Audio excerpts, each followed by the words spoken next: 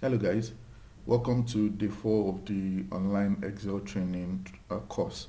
So today we'll be looking at some basic Excel functions, count functions, average functions, and sum functions.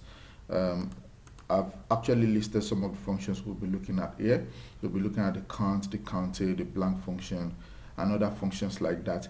I've also taken time to build a little table that would use as example to basically look at how these functions operate. So look at this table like this. These are the names of some kids, and these are the colors of the balls they have. Okay, and then the number of the balls they have. So for example, Sean has green ball and he has 5 green balls. So Dean has 6 green balls. Ifoma has 1 blue ball.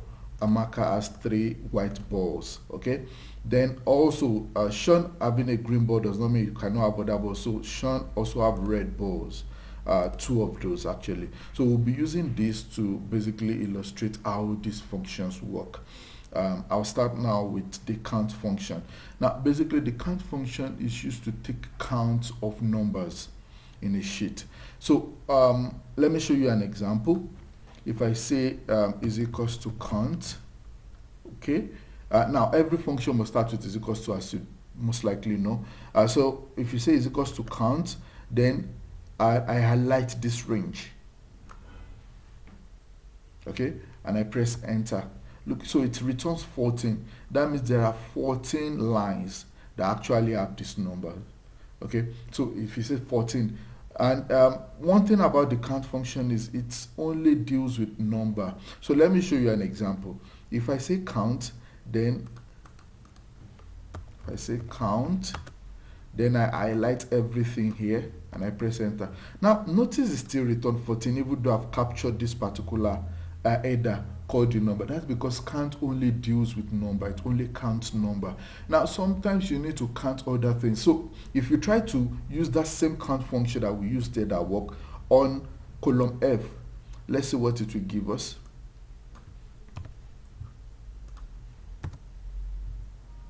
Now notice it returns 0 because column F does not have any number. So if you try to actually count, maybe you have a column that contains both numbers and alphabets or words, the best way to do that is to use the count A function. That takes us to count A. So this same function that returned 14 or that returned 0, now immediately I changed it to count A. Okay, and I press enter. Notice what happened. It returned 15. 15 because it actually also took into cognizance the header. So this returns every column that is not empty. It doesn't care about the column content of the column. As far as the column is not empty, it returns it. Let me show you something. So here, if I just come here and I put a space, can you notice? So it basically returns 16 because even though there is nothing here, but because I actually imputed a space, means it's no longer empty. So that's how count A works. Count A counts all cells that are actually not empty regardless of the content, while count only returns value for cells that have numbers in them. Now it doesn't matter the type of number. So this is for count A. So if I say for count here and I use the same formula, okay, let's return it to A. Okay, so that returns 0. Now immediately I put a 1 here. Notice what happened. So this counts the number, whereas this counts everything, including the number, the space, and everything. That's what happens here. But sometimes what you need to do is you are trying to count empty cells. So you are not trying to count filled cells. Sometimes what you want to know is, for example, let me paint a scenario. Let's know children that do not actually have any balls. So for example, let's take away this James. Okay, so how do I know the number or children that do not have any balls? A way of doing it is to say is equals to, okay, so I use the count blank function. Now the count blank would count cells that do not have any content. Remember, even spaces are content. So this count cells that don't have any content. So if I highlight this range and I press enter, it returns a 1 for me because this cell is empty. But immediately I fill it back, it returns 0. So sometimes when you want to actually check empty cells in a range of data, the count blank is your best bet to actually know empty cells. I hope you understand that. Then there's also another function. Sometimes you don't just want to count, you want to count with conditions.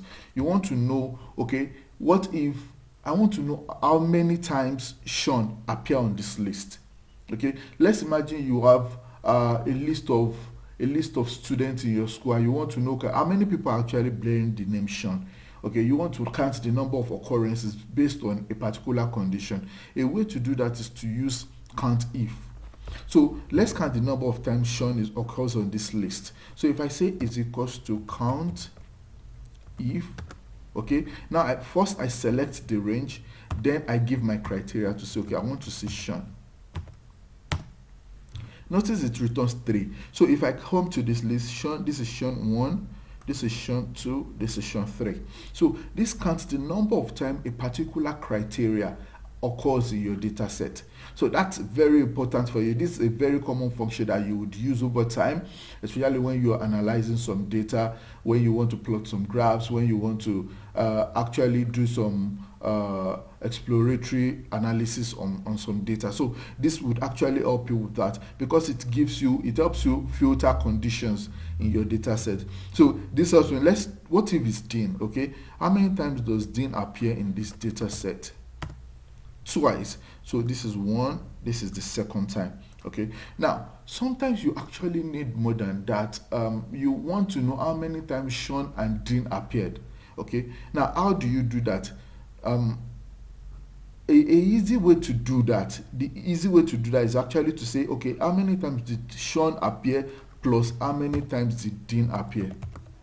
So yes, you can still use this function alongside arithmetic operations to say, okay, how many times did Sean appear? Okay, so let's do Sean. Yes, accept. Okay, so it shows because Sean appears 3 times, Dean appears twice, so it gives us answer as 5. Okay, but there's another formula you can use. Now, this formula takes into consideration multiple criterias. Okay, it takes into consideration multiple criteria. Let me show you that how that works is when you use the count ifs. So count if is like count ifs, very, very similar. The only difference is while count if takes a single criteria, you can use as many criteria as you need with count ifs. Okay, so that would really help you to take multiple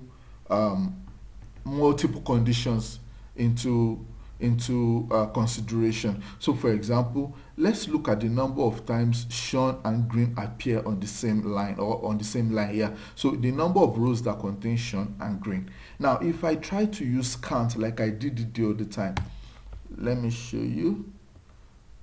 If I use count, so let's use count if to do that. So I'll use count if, okay, and I will say this is my range for count if. Then I'll put I need Sean when Sean appeared here. Okay, then instantly I can actually supply the second criteria to say, okay, let's use here that returns Green. Do you understand? So if I press 1, that means Sean and Green only appeared in this data set once. So even though we have 3 Seans here, the other time Sean has two blue balls, and then he has a red ball or 2 red balls also. But Sean has Green only once. So you have Sean and Green appearing only once. Now let's imagine I put here another Sean and Green. Look at what happens. So it counts it. So you can use the count ifs to actually take care of multiple criteria in a data set that you want to filter out, you want to take count of. So that is what the count if will do for you. I would like you to practice some of these functions because, you know, as they say, practice makes perfect. So it would really help you to get the hang of it. In the next video, I'll be talking about from the sum function, the sum move, and also the average function. Thanks.